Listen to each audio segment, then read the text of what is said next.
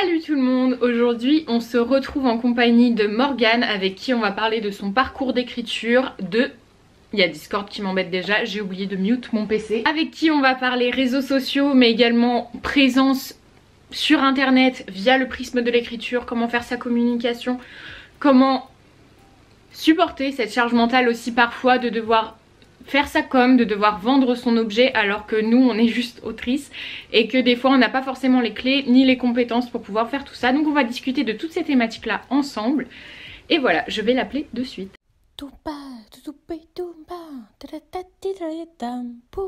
Allô, tu m'entends? Ok, super.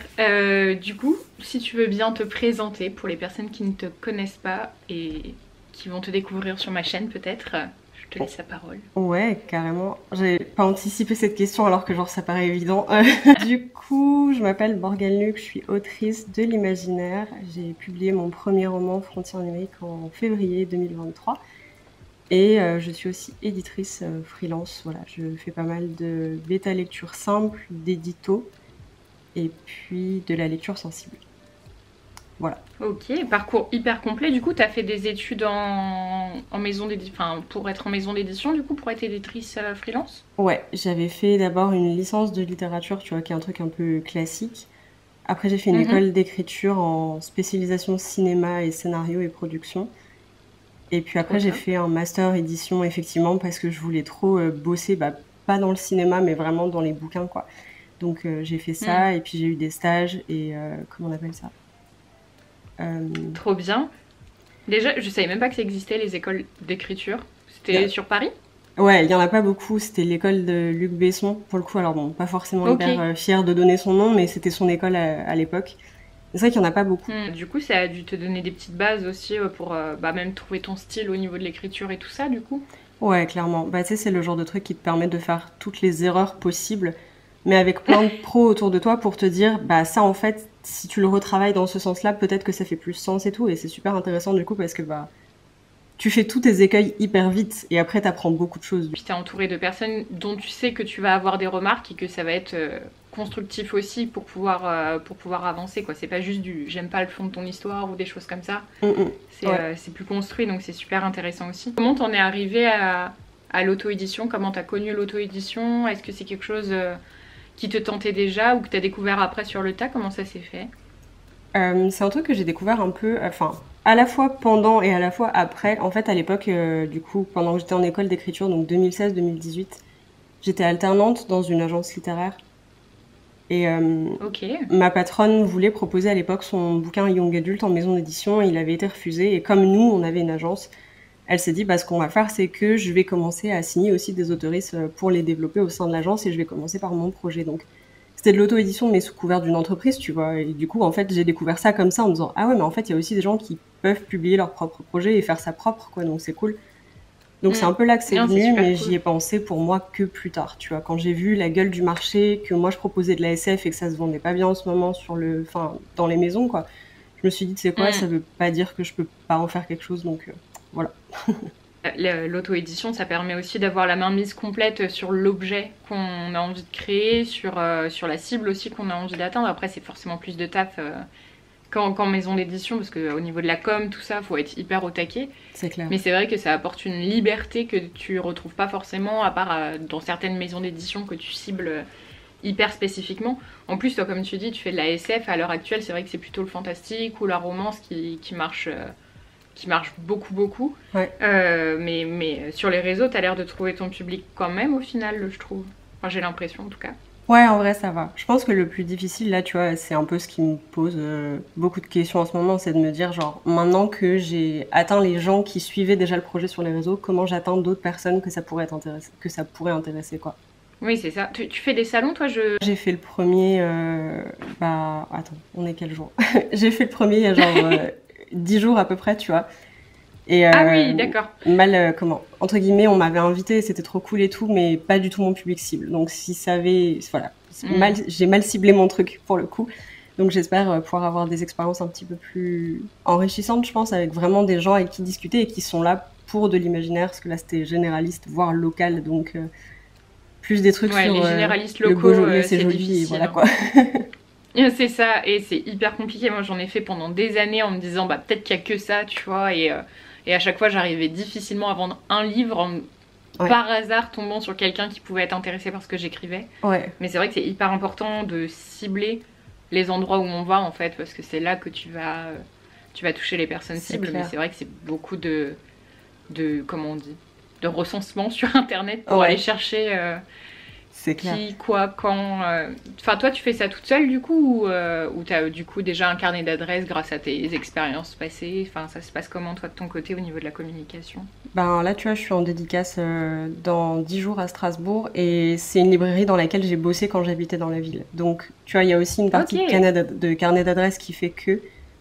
Mais là, en fait, je suis en train de me rendre compte que mon carnet d'adresses, il est pas si extensible que ça. Genre, il y a des villes dans lesquelles j'aimerais bien foutre les pieds, genre Paris, tu vois. Et en fait, je connais personne, je connais pas de libraire, je connais pas de gens, en fait. Et du coup, c'est un peu stressant. Complètement, puis ils sont comment on dit? J'ai perdu le mot. C'est pas surmédiatisé, c'est sursollicité, pardon. Ouais. Aussi, enfin, avec toutes les personnes en auto-édition, maintenant, c'est vrai qu'il y a beaucoup de gens qui les démarchent et tout. Donc, c'est vrai que pour trouver une date avec des librairies un peu engagées ou un peu dans ta niche ou des choses comme ça, c'est toujours un petit peu plus galère parce que bah, on est beaucoup sur le marché aussi. Donc, faut avoir la démarche commerçante aussi, réussir à vendre son produit et se vendre soi aussi, ce qui est un exercice assez difficile, moi je trouve. Je sais pas toi comment tu le vis. Pas très bien. Bienvenue au club. Voilà, j'ai vu tes vidéos justement là-dessus sur Insta où tu disais genre en fait j'ai trop du mal à me vendre moi, genre je peux te vendre n'importe quel livre mais le mien c'est catastrophique, je n'arrive pas, tu vois. Et j'ai un peu ce truc là aussi de dire c'est dur en fait de se mettre en avant sans avoir l'impression que t'es prétentieux, que t'es genre moi. Et d'un autre côté c'est pas ça, mais d'un autre côté genre j'ai pas envie que ma force de vente ce soit mon seul truc sur les réseaux. Enfin je sais pas, c'est hyper compliqué je trouve à naviguer. Bah c'est ça, puis enfin, déjà, enfin je sais pas toi, mais moi c'est pas ma formation de base. Enfin j'ai jamais eu de cours sur le marketing ou des choses comme ça dans mes formations passées. Et en plus, enfin j'en parlais avec une autre autrice l'autre jour qui me disait en plus quand t'as une audience sur les réseaux bah, et que c'est la même, tu vois, tu vas pas aller leur dire tous les 3 jours d'acheter ton livre parce qu'au final ils sont déjà au courant que t'as fait un livre, etc. Et du coup t'as envie de parler d'autres choses. Enfin tes réseaux c'est pas juste un site internet, donc t'as envie de parler d'autres choses, de choses qui te tiennent à cœur et tout. Et du coup bah des fois, enfin moi j'en reviens à oublier de parler de mon livre presque parce que bah du coup c'est pas la plateforme sur laquelle j'arrive à le mieux m'exprimer, puisque déjà en fait les gens qui le veulent l'ont déjà acheté tout simplement. Donc comme tu dis, après faut trouver comment atteindre les autres sphères et c'est là que ça devient vachement plus difficile. Tu peux y arriver au niveau local, mais après au niveau local bah c'est pareil, au final t'en fais vite le tour aussi. Une fois que t'as fait un peu les salons qu'il y a autour de chez toi, bah c'est un peu limité aussi. Du coup c'est toujours un peu galère. En vrai, pour tout ce qui est comme sur Insta, tu vois, genre parler un peu du livre et essayer enfin voilà, de dire à des gens qu'il existe, je suis d'accord avec toi, genre j'ai l'impression que en fait les gens qui me suivent savent déjà que le livre il est là, qu'il existe et tout, donc je veux pas rabâcher comme tu dis. Du coup, j'essaie là en ce moment de m'axer aussi sur de la participation à des événements pour toucher des gens qui juste me connaissent pas en fait et qui seraient intéressés, mais c'est tendu parce que genre c'est toute la question du il existe plein de livres et on sort mais des centaines de titres à la semaine des fois. Comment est-ce que tu fais vivre un livre en auto-édition dans un marché aussi grand, sachant que t'es qu'une seule personne avec que tes moyens à toi pour parler de ton bouquin? Tu vois, genre, j'ai l'impression des fois de me battre face à d'énormes structures, ce qui techniquement est le cas. Genre, les maisons d'édition sont des grandes structures avec des grandes ressources. Et moi, je suis là toute seule et j'ai pas l'énergie. En fait, c'est ça qui me saoule. C'est que j'ai pas l'énergie, certaines fois, d'abattre le travail qu'il faudrait pour pouvoir présenter mon livre au monde, tu vois. C'est difficile, enfin, faut presque organiser des fois toi-même. Enfin, là, moi, sur Rennes, j'essaie d'organiser moi-même des rencontres, tu vois. Mais forcément, tu te bouffes aussi, bah, vu que t'as pas le budget comme non plus, bah, tu te bouffes des fois à des events où bah, personne va venir parce que bah, t'es personne non plus, en fait, tout simplement. Ouais, donc, c'est normal d'un sens, mais en même temps, tu t'es dit putain, j'ai organisé ça depuis 2-3 mois et il faut que je continue parce qu'en vrai, c'est comme ça aussi, tu vois. Enfin, j'avais vu. Je sais plus, je crois que c'est Stephen King que quelqu'un nommait, tu vois, pour dire qu'il a fait je sais pas combien de dédicaces où il y avait personne, tu vois. Et en vrai, tu sais très bien que c'est le lot de tous les autoristes. Mais pour autant, en vrai, faut l'encaisser et tu sais que bah, t'en as 3000 autres en fait qui vont venir aussi dans le même milieu que toi, dans la même Ouais. librairie dans 2 jours, dans 3 jours, dans 4 jours. Donc faut réussir à sortir du lot. Il faut... En fait, c'est presque plus un marathon, je trouve. Faut tenir sur la durée, quoi. Et rester motivé. Et ça, c'est pas toujours évident au niveau charge mentale et fatigue émotionnelle. Ouais, clairement. Et en fait, tu sais, il y a tout cet aspect de... Enfin, particulièrement, du coup, comme moi, j'ai fait des études dans les métiers de l'édition et tout, tu vois, genre, j'ai des stats en tête. C'est toujours une histoire de chiffres. Ça m'angoisse de fou, mais bon, voilà. J'ai des stats en tête de, entre guillemets, la durée de vie d'un bouquin. Et en moyenne, c'est genre 3-4 mois, tu vois. Et là, je me dis, ben, genre, dans 2 mois, c'est fini, et quoi. Qu'est-ce que je fais, tu vois, qu'est-ce que je fais après? Comment est-ce que je continue de le faire vivre? Enfin, je sais pas, c'est des trucs qui sont stressants. Il y a des salons qui t'acceptent pas 2 années de suite si t'as pas sorti un Oui. nouveau titre. Et t'es là, bah, frère, je peux pas faire ça pour tes beaux yeux, tu vois. Enfin, je sais pas, c'est stressant, des fois. Non, mais faut le temps, faut l'argent. Enfin, l'auto-édition, c'est tellement... Enfin, c'est un coût aussi. Donc, si tu produis tous les ans, c'est hyper dur. Mais en même temps, comme C'est tu clair. dis, c'est 4 mois la durée de vie d'un livre. C'est-à-dire qu'il faudrait en sortir 3 l'année. Enfin, moi, je suis incapable, ça. et financièrement, et même en termes de productivité.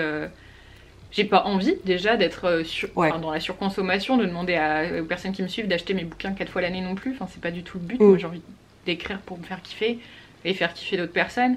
Et du coup, ne pas rentrer non plus dans le système capitaliste trop, tu vois, toujours être un peu sur cette corde sensible entre les deux, c'est hyper galère, je trouve. Enfin, tu peux pas produire autant et promouvoir des valeurs de l'autre côté. Enfin, ça marche pas forcément non plus, quoi. Toi, du coup, tu comptes rester en auto-édition ou tu as quand même proposé ton texte en maison d'édition? En fait, il y a le côté un peu fourbe de, comme j'ai fait des études dans l'édition, que j'ai été alternante et stagiaire en édition et tout, qu'à un moment j'ai eu le statut d'assistante d'édition. Je suis assez sélecte avec les maisons d'édition qui m'intéressent dans le sens où le travail d'édito, c'est pas le problème en fait. Mais par contre, ce qui m'intéresse, c'est la diffusion, c'est la distribution, c'est la force de marketing et tout. Et ça, bah, ce qui m'intéresse le plus, forcément, c'est dans des grosses structures. Sauf que le souci, c'est que je savais dès le départ que les grosses structures n'allaient pas vouloir un bouquin de SF. Parce que, voilà, je veux dire, il n'y a pas si longtemps que ça, et je pense au parcours de Margot de Seine, mais genre, Absolu a été refusé par plein de maisons d'édition qui disaient la SF, ça vendra pas. C'est pas que j'ai même pas essayé, mais je me suis dit, en fait, je vais pas perdre 8 mois de ma vie alors que je sais que je peux lancer le projet toute seule, quoi. Parce que si personne en veut, je vais le faire, quoi. J'ai été assistante d'édition aussi dans une maison d'édition. Ouais. Et du coup, bah, forcément, ça t'ouvre les portes de l'auto-édition plus facilement parce que tu sais faire ta mise Clairement. en page, tu sais trouver ton imprimeur, tu sais ce que tu veux en termes d'objets. Et au final, ce qui manque, c'est la communication, quoi. Parce que bah, Ouais. sur les réseaux, tu peux faire ce que tu veux à ton échelle, mais hormis un petit coup de buzz exceptionnel, c'est assez difficile de vraiment impacter par une communication. Alors que les grosses maisons d'édition bah, mettent qui elles veulent en tête d'affiche, entre guillemets. Enfin, c'est... Clairement. Enfin, je vois l'autre jour, j'ai été démarchée par une maison d'édition, donc au début je me suis dit wow, truc de ouf, tu vois.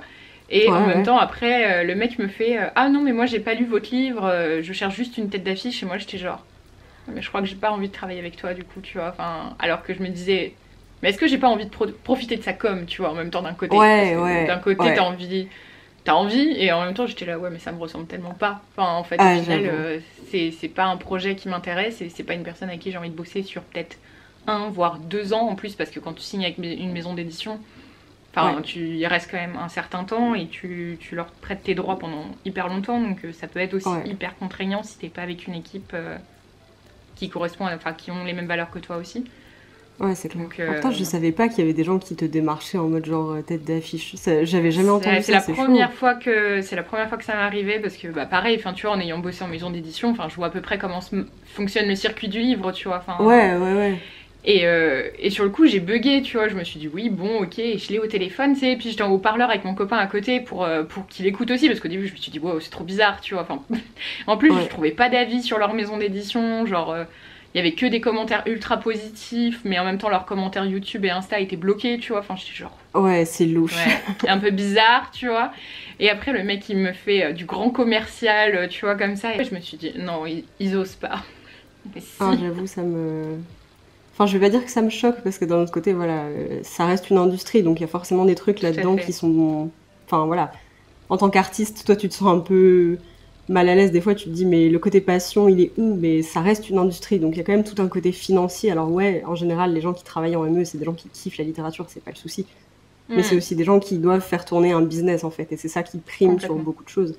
Mais là, pour le coup, vraiment le truc de dire genre, non mais nous on cherche juste une tête d'affiche, et toi tu te dis, ah waouh, ok, on en est arrivé là, super. Non mais c'est ça, et il a fallu que je pose, je crois 3 voire 4 fois, si mes souvenirs sont bons, la question pour savoir de quel livre il parlait en plus, parce que le mec n'était pas foutu de savoir lequel de mes romans l'intéressait potentiellement, tu vois.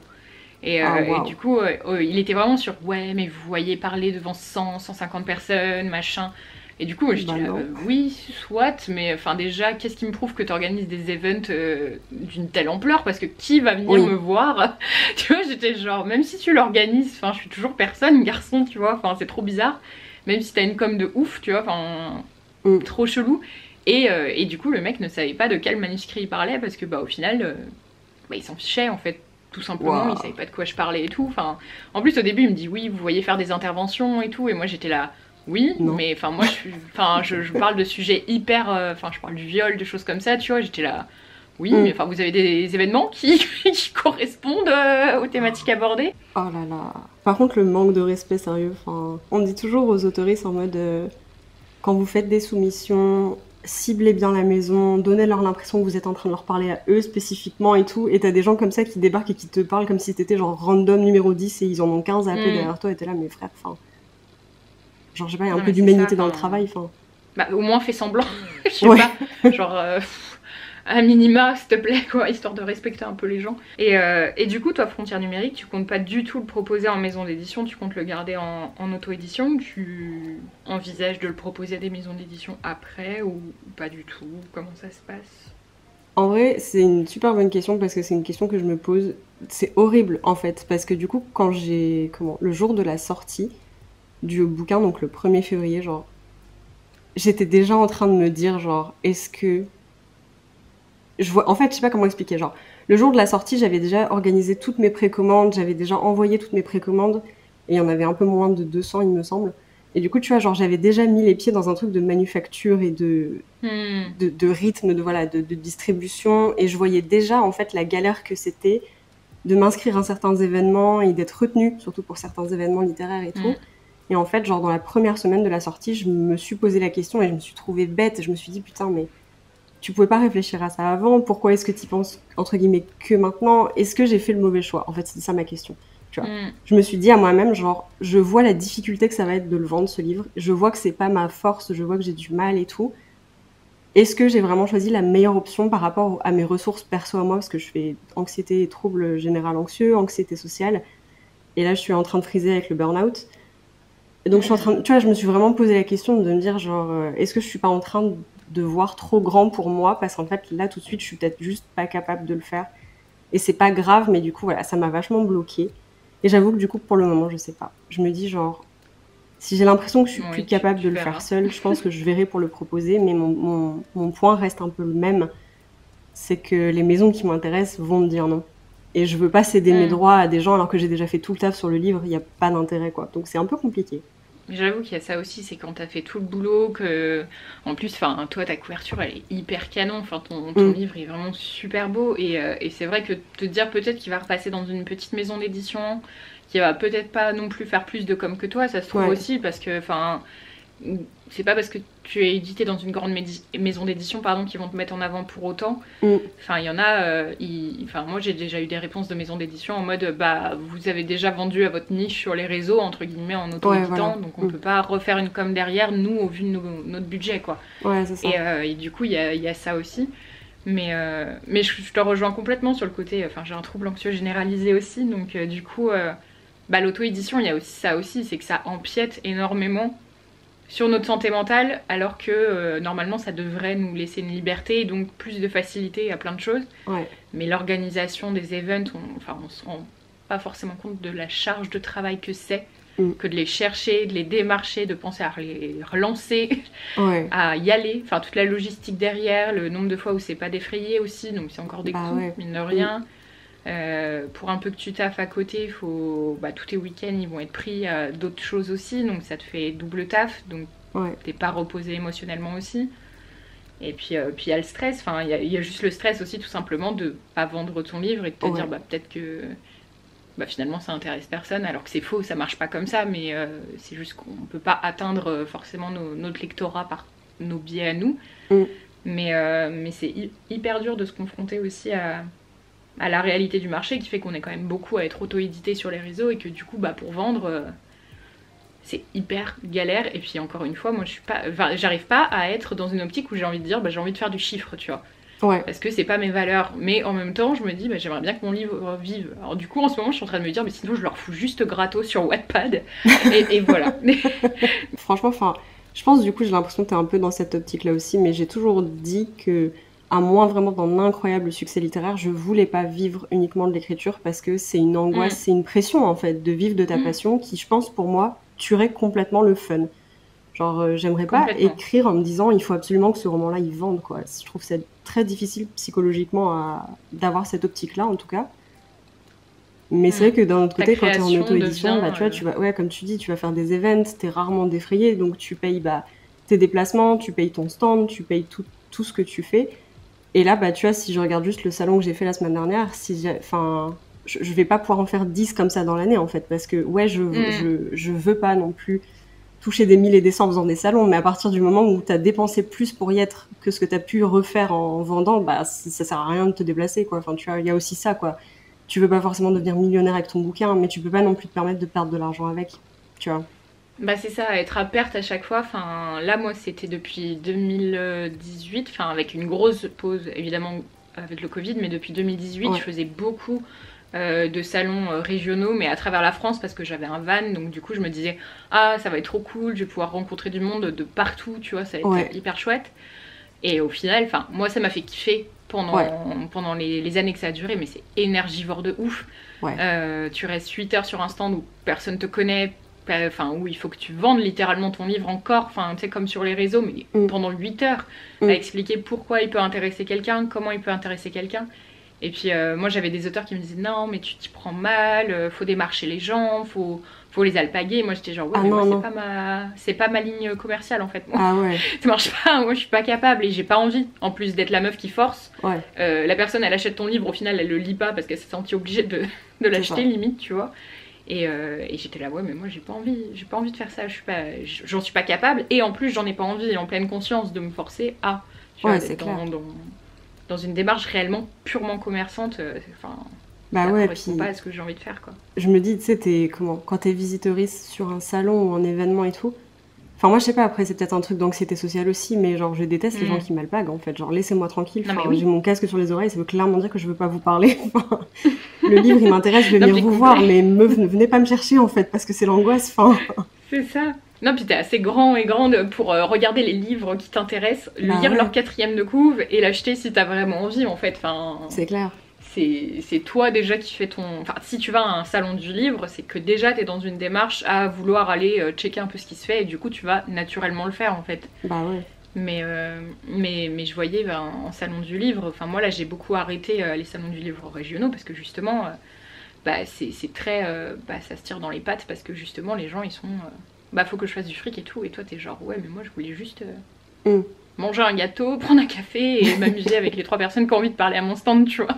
Je sais pas du coup si t'as toujours ton van et tout ça, mais genre, c'est vrai que c'est un mode de vie qui te permet aussi vachement de faire des rencontres, donc je comprends que c'était ton optique, tu vois, genre. C'est ça, c'est ce qui m'a permis aussi de continuer à faire les salons du livre, c'est que du coup j'avais pas de loyer, pas de choses comme ça, tu vois. Mais c'est vrai que sinon, maintenant que j'ai un appart, j'ai vachement diminué les salons du livre parce que je peux pas me permettre d'avoir un taf et de partir tous les week-ends à 500 bornes. C'est clair. Ouais, puis comme tu disais tout à l'heure, genre la fatigue et la charge mentale, quoi. C'est pas à l'avance si tu vas être chaud à vouloir voir du monde, tu sais pas si tu vas avoir l'énergie de voir du monde. Et il faut être au taquet en plus pendant ces rencontres-là. Autant une dédicace de 2-3 heures, tu peux te chauffer, mais un salon, c'est 8 heures de suite.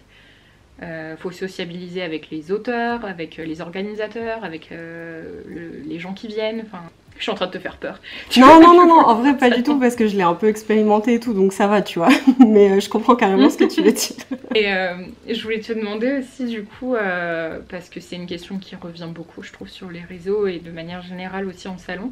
C'est du coup toi, maintenant que tu es auto-édité, tu te sens légitime à te dire que tu es autrice, à te présenter comme telle, ou c'est encore quelque chose avec lequel tu as un peu de mal?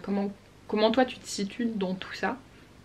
Je pense que, contrairement à je pense, d'autres personnes, notamment en auto-édition, qui ont du mal à se dire auteurice. Moi, j'ai jamais eu de mal avec ça.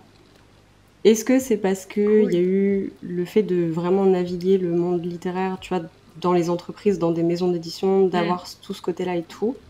Mais j'ai pas de mal à me dire que ce que je fais dans mon taf d'écriture, c'est le métier d'autrice, tu vois. Genre, je suis assez OK avec ça et enfin, quand on me demande ce que je fais dans la vie, je réponds toujours, je suis autrice et éditrice freelance, tu vois, ça me dérange pas du tout pour le coup. Et qu'est-ce qui t'a donné envie, toi, de partager tes écrits, enfin, de pas les garder uniquement pour toi? T'as toujours été dans cette envie de partager ou... Genre, en gros, j'ai toujours voulu, je pense comme plein d'autres personnes, mais j'ai toujours voulu vraiment, tu vois, genre sortir un livre et pouvoir montrer mon livre.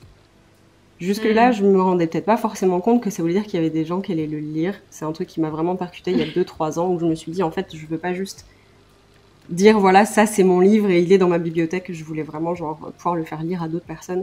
Notamment parce qu'il y avait des messages engagés assez forts aussi de manière générale, dans mon imaginaire, il y a des messages engagés assez forts.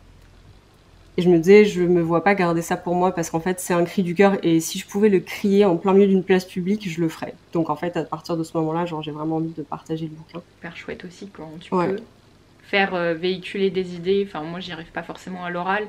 Exactement. Du coup, le livre est aussi un super moyen pour ça, quoi. C'est clair.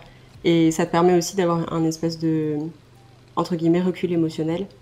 Genre, je sais que moi, j'ai du mal à m'exprimer à l'oral aussi, et dans le sens où je vais m'emballer au bout d'un moment, je vais paniquer et je vais me dire ok, attends, ce que je dis c'est de la merde et je vais essayer de revenir sur mes pas, alors qu'en fait si j'avais juste pris le temps de réfléchir et de me poser, tu vois, ça aurait mieux été, mais j'arrive pas à faire ça. Et du coup il y a vraiment cette facilité avec l'écriture de dire je peux en fait écrire comme ça, tu vois, genre dire tout ce que j'ai à dire et tout, et après revenir dessus sur une réécriture et dire ok, maintenant qu'est-ce qu'on garde, qu'est-ce qui était maladroit, qu'est-ce que je veux, tu vois, et qu'est-ce que je veux vraiment dire avec ça, parce que putain, ça c'est... Tu sais, les pensées en arborescence, bah normal quoi, enfin un chemin de pensée, mais du coup, ton cerveau il va dans 15 000 embranchements à la fois et tu sais plus ce que tu voulais dire. Et t'es là, oh non, ça y est, ça part en steak. Et avec l'écriture, t'as pas ça. Le message de fond, il est où? Avec l'écriture, tu peux revenir dessus et tu peux vraiment peaufiner ce que tu veux dire. Et au final, ton message, il sort et il sort comme tu veux qu'il sorte. Et ça, je trouve ça c'est cool.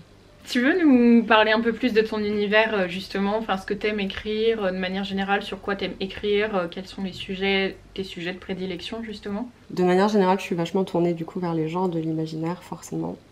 Frontières numériques, c'était du cyberpunk, donc SF. Et là, mon prochain roman, c'est de la fantasy, un peu cozy fantasy, un peu dark academia, un peu cottagecore au niveau vibe. Voilà. Ah, yes. Ouais. Et du coup, en général, les trucs qui sont importants pour moi... Alors, avec Frontières numériques, c'était déjà le cas, parce que j'ai un personnage qui fait de l'anxiété dans ce roman, et le bouquin porte une thématique assez forte au niveau du handicap, et de la question de, dans une société dans laquelle on n'a pas accès aux soins si on n'a pas d'argent, jusqu'où on serait prêt à aller pour pas souffrir et pour avoir le droit d'être en bonne santé, en fait. C'est un peu la thématique de ce truc-là, qui est un truc qui me touche personnellement, parce que c'est une situation que j'ai vécue, malheureusement. Et je me rends compte là, voilà, dans The Witch Project, qu'il y a aussi, le prochain roman, une grosse part de santé mentale. Par rapport à d'autres choses, mais en fait, j'ai un personnage qui est clairement en burn-out. Et c'est hyper marrant parce que je me suis rendu compte, moi, la semaine dernière, suite à une petite galère émotionnelle et mentale, que j'étais potentiellement en train de faire un burn-out. Et qu'en fait, inconsciemment, j'avais projeté ça sur le personnage principal. Et depuis le départ, ça fait genre 1 mois et demi que je travaille sur ce projet. Tout ce que j'ai écrit dans ce projet, ça mène à ça. Et je me rends compte que maintenant que c'est ce qui m'arrive. Et du coup, pareil, tu vois, genre immense thématique de santé mentale et de, en fait, comment est-ce que la situation du perso et son vécu l'ont mené jusque-là. Et en fait, ça me, voilà, dans un univers fantastique. C'est un peu, en fait, voilà, tous mes romans, c'est un peu ça. Genre... Comment est-ce que le vécu du personnage l'amène à une situation de burn-out et de ça va plus dans un univers fantastique? C'est un peu tout le temps ça. En plus de ça, si c'est inspiré d'expériences personnelles, il y a aussi toutes les spécificités que ça peut avoir et c'est hyper important. C'est clair. Enfin, je trouve ça super cool justement. J'en parlais il y a pas longtemps avec une pote, de trouver plus de persos neuroa ou avec des problématiques psy justement dans le monde de l'imaginaire, parce que souvent c'est dans de la littérature blanche, la poésie, des choses comme ça, et justement dans le monde du fantastique et tout, des fois ça va manquer. Et j'ai vu, alors ça fait un petit moment, je sais plus quelle maison d'édition avait fait ça, mais du coup c'était un appel à texte pour une nouvelle avec des monstres justement qui avaient soit de l'anxiété sociale, soit l'anxiété tout court, soit des choses comme ça. Ouais. Et du coup je trouvais ça hyper intéressant aussi de se dire que bah ouais, des fois aussi tu vois, il y a les méchants monstres, ils ont peur aussi en fait, tout simplement, où ils ont des grosses anxiétés, où ils ont des troubles psy, ou plein de choses comme ça. Et du coup, c'est hyper cool de l'intégrer au monde de l'imaginaire, au monde SF, qui ne voit pas forcément toujours des personnages avec des profils comme ça. Puis second, tu penses que tu vas le publier bientôt, prochainement? Pas du tout, tu sais pas. Tu te mets pas la pression? En vrai, le prochain roman, je sais pas du tout. Enfin, je suis un peu, entre guillemets, en train de me forcer à pas aller trop vite avec. Pour Frontières numériques, j'avais vraiment le feu qui brûlait en moi et je sortais d'une très mauvaise passe par rapport à mon handicap et tout. Donc je me suis jetée dans ce projet corps et âme parce que ça a été ma salvation. Et là, je peux juste pas faire ça en fait. Parce que je vais me cramer déjà. Et parce que j'ai envie de profiter aussi de l'écriture et tout. Mais je me pose aussi pas mal de questions, tu vois, est-ce que je le soumets en ME parce que c'est de la fantaisie, donc peut-être que, tu vois, enfin bref.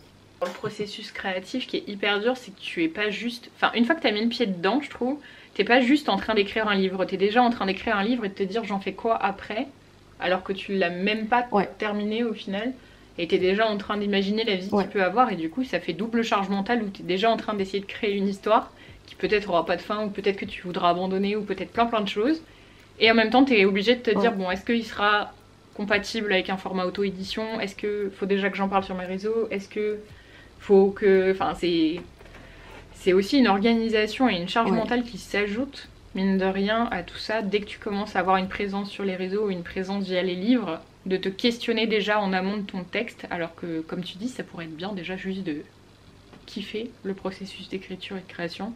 C'était mon problème. Il y a quelques semaines, en fait, j'osais pas commencer à écrire ce nouveau roman parce que je sentais que j'étais pas tout à fait prête, tu vois. Mais j'étais pas tout à fait prête dans le sens où je me foutais la pression. Je me disais, ok, il faut pas que je parte trop en vrille, tu vois. Faut vraiment que je me concentre sur l'écriture. Mais d'un autre côté, il y avait toute une partie de ma tête qui me disait genre, ok, comment on le publie? Parce que le prix du papier, mais est-ce qu'on soumettrait pas? Et j'étais là, mais il est pas écrit le truc. Qu'est-ce que tu veux le soumettre? Qu'est-ce que tu veux l'imprimer?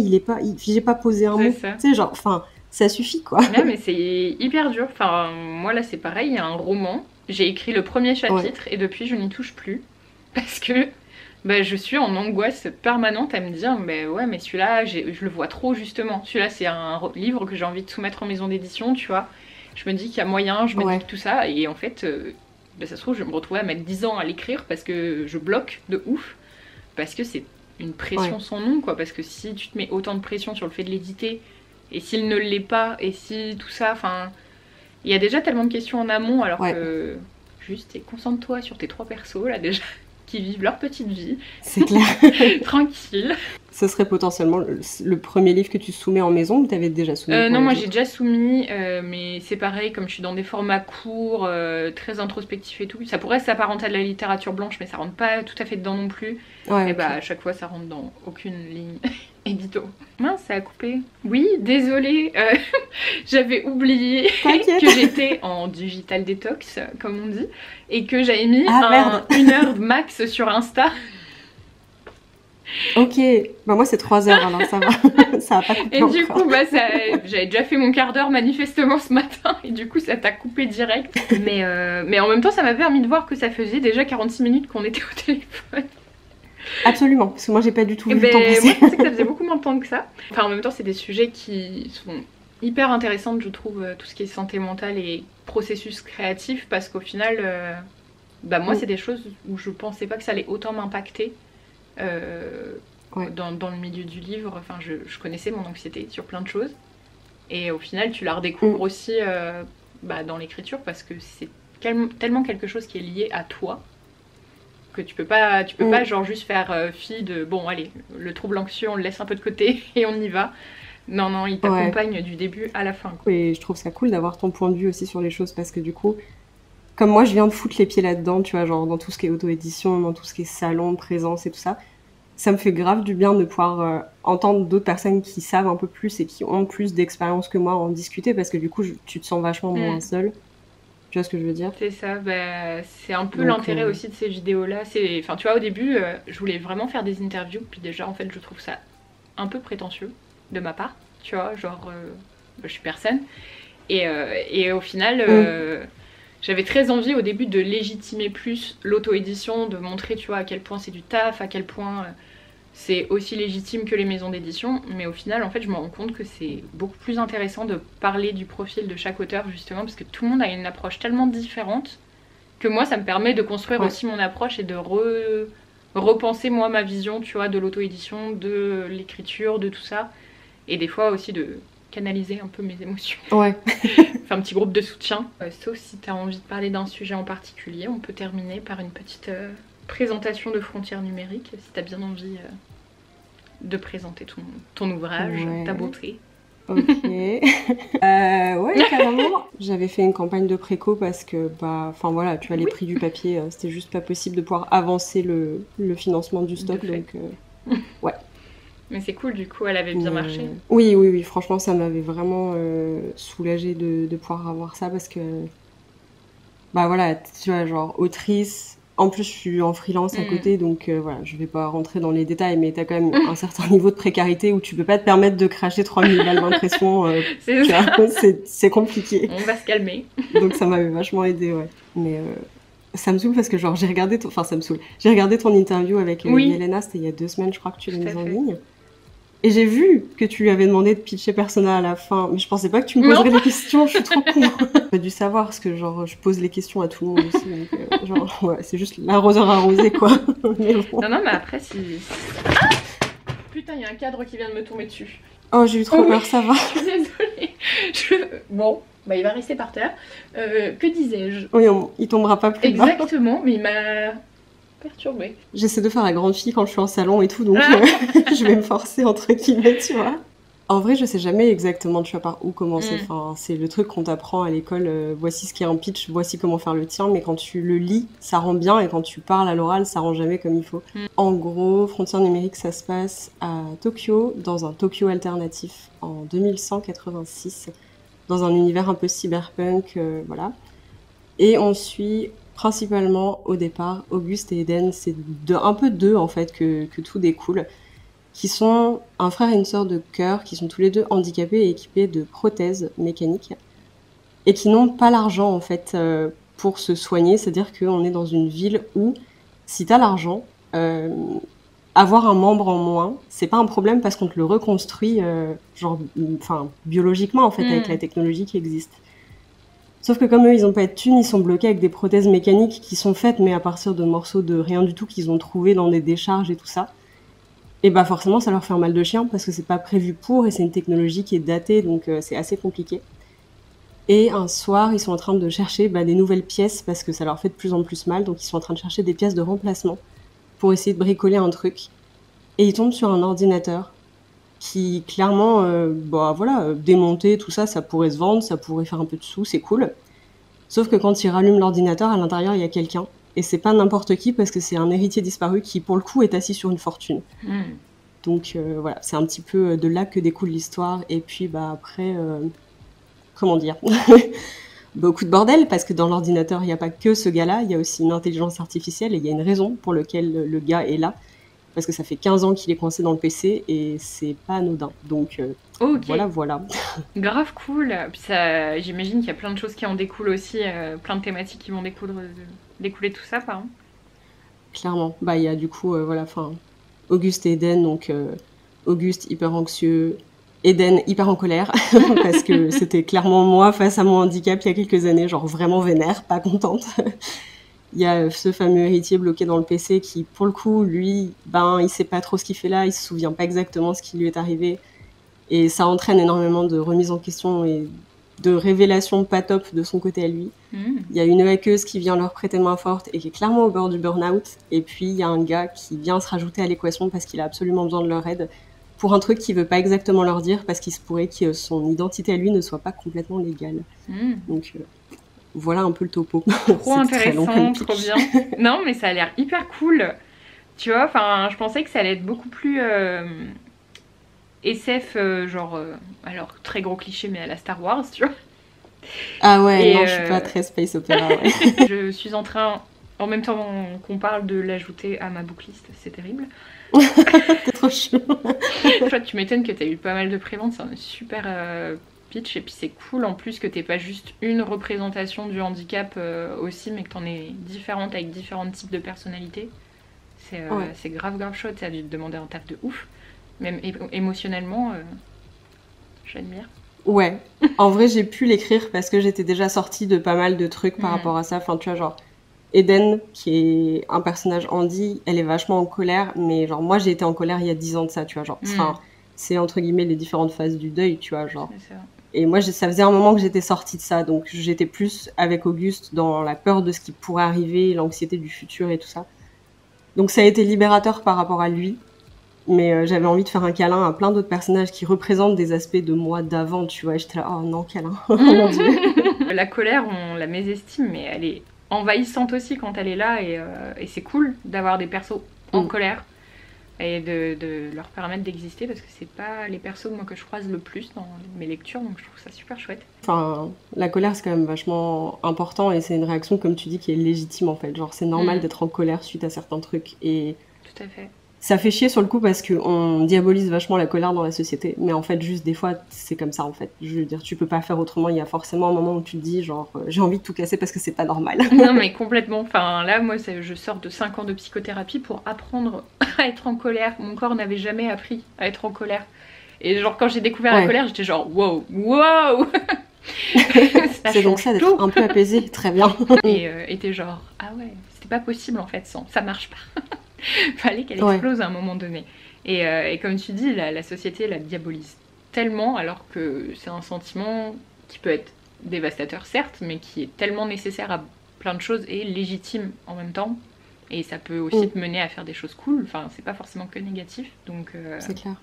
C'est grave chouette. Il y a une raison pour laquelle elle existe et pour laquelle on la ressent, cette colère. C'est qu'en fait, elle est naturelle, enfin genre... Déjà. Et puis elle est en réaction à quelque chose qu'on t'impose très souvent, donc... C'est clair, c'est clair. Sur ces belles paroles. Ouais, grave. Pleine de positif. le mot de la fin. Soyez en colère un petit peu. Et après, faites la paix avec vous-même, tout ira bien. Exactement. Vous avez le droit. C'est ça.